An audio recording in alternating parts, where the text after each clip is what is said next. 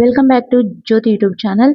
ಮಕ್ಕಳಿಗೆ ಬೀಟ್ರೂಟ್ ತಿನ್ಸಕ್ಕೋಸ್ಕರ ಎಷ್ಟು ಸರ್ಕಸ್ ಮಾಡಬೇಕು ಅಪ್ಪ ದೇವ್ರೆ. ಅದಕ್ಕೆ ನಾನು ಇವಾಗ ಒಂದು ಸೂಪರ್ ಆಗಿರೋ ಸೀಕ್ರೆಟ್ ಟಿಪ್ಸ್ ಹೇಳ್ಕೊಡ್ತೀನಿ ನೋಡಿ. ಚಿನಿ ದೋಸೆ ವೈಟ್ ದೋಸೆ ಮಾಡಲ ಪಿಂಕ್ ದೋಸೆ ಮಾಡಲ? ಪಿಂಕ್ ದೋಸೆ. ಓಕೆ, ಅದರಲ್ಲ ಸೀಕ್ರೆಟ್ ಟಿಪ್ಸ್ ಏನಾಯ್ತು ಅಂತ ಗೊತ್ತಿದೆ ಅನ್ಕೋತೀನಿ. ಇವಾಗ ಒಂದು ಮಿಕ್ಸಿ ಜಾರ್ಗೆ ಒಂದು 3 ಬೀಟ್ರೂಟ್ನ ಸಣ್ಣದಾಗಿ ಕಟ್ ಮಾಡಿ ಹಾಕೊಂಡಿದ್ದೀನಿ. ಅದು ಸ್ವಲ್ಪ ಸ್ವೀಟ್ ಆಗಿರೋದ್ರಿಂದ ಸ್ವಲ್ಪ ಖಾರವಾಗಿ ಏನಾದರೂ ಆ್ಯಡ್ ಮಾಡ್ಕೊಳ್ಳೋಣವಾ. ಅದಕ್ಕೆ ಒಂದು ಬೆಳ್ಳುಳ್ಳಿ ಹಾಕೊಂಡಿದ್ದೀನಿ, 1 ಇಂಚಷ್ಟು ಹಸಿ ಶುಂಠಿ ಹಾಕೊಂಡಿದ್ದೀನಿ, ಸ್ವಲ್ಪ ಕೊತ್ತಂಬರಿ ಹಾಕೊಂಡಿದ್ದೀನಿ, ಹಾಗೆ ಒಂದು 4 ಕೆಂಪು ಮೆಣಸಿನ್ಕಾಯಿ ಹಾಕೊಂಡಿದ್ದೀನಿ. ಹಾಗೆ ಸ್ವಲ್ಪ ಸ್ಪೈಸಿ ಆಗಿರಲಿ ಅಂತ ರುಚಿಗೆ ತಕ್ಕಷ್ಟೇ ಸ್ವಲ್ಪ ಉಪ್ಪು ಕೂಡ ಹಾಕೋತಾ ಇದ್ದೀನಿ. ಇವಾಗ ಇದನ್ನ ತರಿಯಾಗಿ ರುಬ್ಕೊಳ್ಳೋಣ.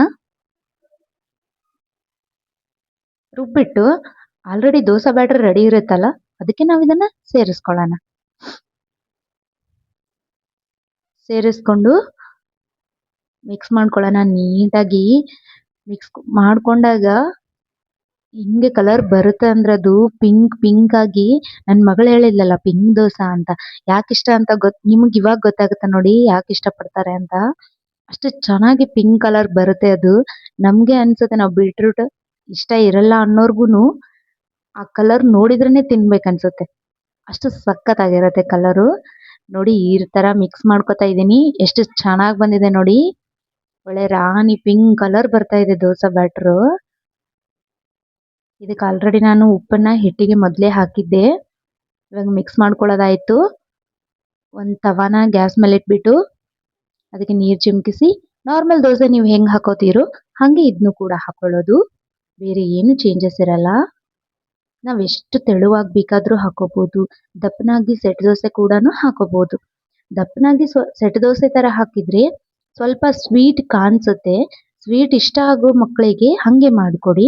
ಯಾರಿಗೆ ಸ್ವೀಟ್ ಇಷ್ಟ ಆಗಲ್ಲ, ನಮ್ಮ ಮಕ್ಕಳು ತಿನ್ನಲ್ಲ ಅನ್ನೋರು ಈ ತರ ತೆಳುವಾಗಿ ಗರಿಯಾಗಿ ಮಾಡಿಕೊಟ್ರೆ ಅದ್ರಲ್ಲಿ ಒಂಚೂರು ಸ್ವೀಟ್ ಟೇಸ್ಟ್ ಗೊತ್ತಾಗಲ್ಲ.